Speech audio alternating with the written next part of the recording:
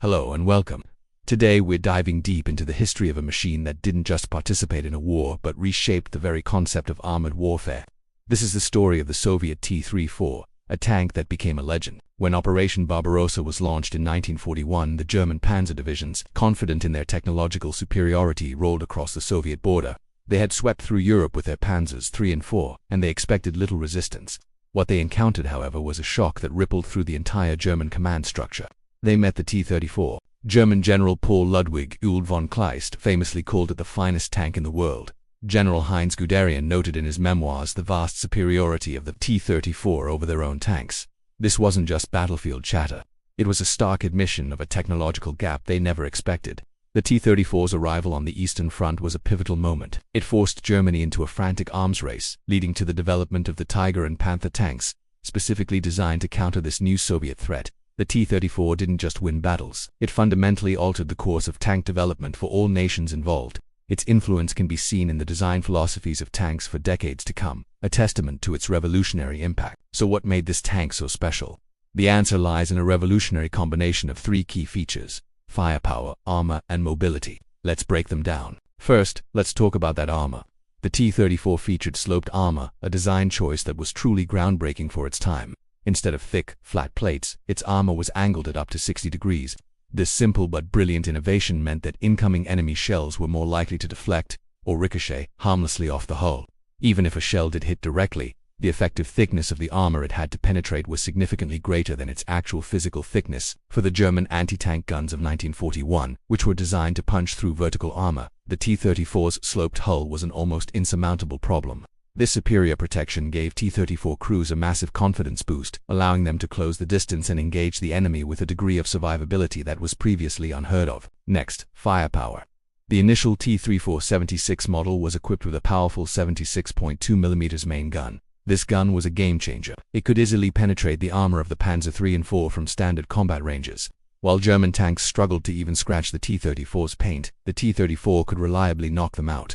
This firepower advantage was crucial in the brutal close-quarters tank battles of the Eastern Front. Later in the war, as German tank designs improved, the Soviets responded by upgrading the T-34. The result was the T-34-85, which mounted an even more formidable 85mm gun in a larger three-man turret. This upgrade ensured the T-34 remained a lethal threat to even the most heavily armored German tanks, like the Tiger and Panther, right up to the end of the war. Finally, mobility. A tank is only as good as its ability to get to the fight. The T-34 excelled here as well. It was powered by the V2 diesel engine, an aluminum block powerhouse adapted from an aircraft engine design. This gave it an excellent power-to-weight ratio. More importantly, it was fitted with wide tracks and a Christie suspension system. This combination gave the T-34 outstanding cross-country performance. While German tanks with their narrower tracks would often get bogged down in the mud of the Russian spring thaw or the deep snow of winter, the T-34 could seemingly float over it. This mobility allowed Soviet commanders to execute sweeping flanking maneuvers and deep strategic penetrations, exploiting the terrain in ways their opponents simply couldn't. It could traverse the battlefield, appear where it was least expected, and dictate the terms of engagement. But the genius of the T-34 wasn't just in its individual features. It was in the philosophy behind its design and production. The Soviets understood they were in a war of attrition. They didn't need the most complex, perfect tank. They needed a good enough tank that could be produced in overwhelming numbers. The T-34 was designed for mass production. Its components were relatively simple, and it could be manufactured and repaired with less skilled labor compared to its German counterparts. Factories were evacuated and rebuilt east of the Ural Mountains, creating a vast industrial complex dedicated to churning out T-34s around the clock. At its peak, factories like Uralvagonzed were producing dozens of tanks per day. This relentless production meant that even though the Soviets suffered staggering losses, they could always replace them. For every T-34 the Germans destroyed, two more seemed to take its place.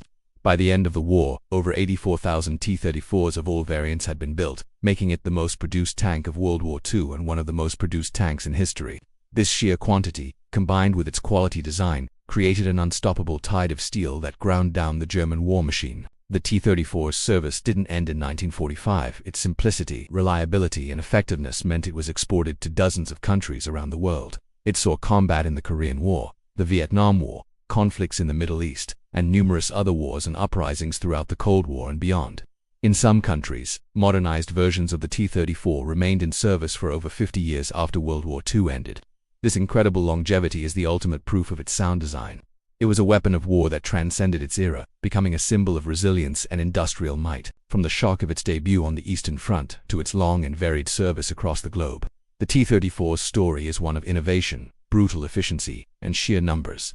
It was a tank that perfectly balanced the big three of firepower, protection, and mobility, all while being designed for the realities of total war. It wasn't just a piece of military hardware. It was the steel embodiment of the will that stopped the Blitzkrieg and marched all the way to Berlin. A true legend of armored warfare. Thank you so much for joining us on this journey into the history of the T-34. If you enjoyed this deep dive, please hit that like button and consider subscribing for more stories about the incredible machines that shaped our world. Let us know in the comments what piece of military history you'd like to see us cover next. Until then, take care.